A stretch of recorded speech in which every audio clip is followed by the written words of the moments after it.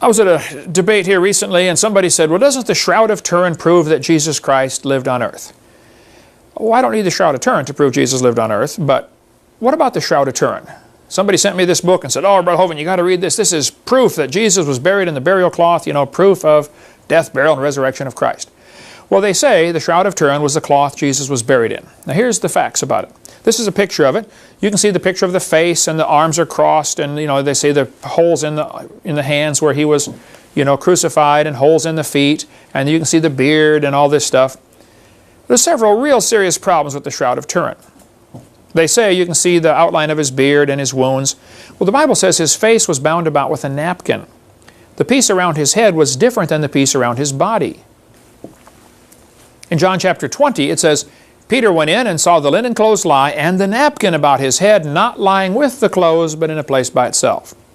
The Shroud of Turin has one cloth covering the head and the body. It's not the burial cloth of Jesus.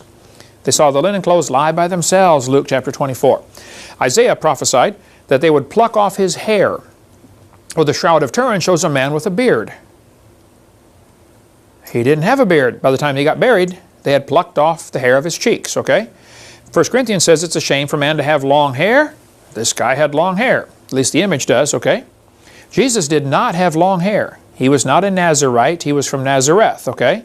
The custom of that day was to have short hair. If the custom was to have short hair, then why did Judas have to kiss him to pick him out of the crowd if Jesus had long hair? He could just say, hey, he's the long-haired guy, go get him. No, Jesus had short hair like everybody else, okay? So, Jesus went secretly to the feast. Nobody picked him out as unusual. He looked just like everybody else, okay? He was not a Nazarite from Numbers chapter 6. That was a vow they took not to cut their hair, shave, and all that stuff. Samson was a Nazarite. Jesus was from Nazareth. Don't get the two confused, okay? It's no connection whatsoever.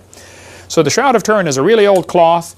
It might even be a cloth somebody was buried in. It might even be a cloth somebody who was crucified was buried in. I wouldn't argue any of that. But it's not Jesus. That's for sure.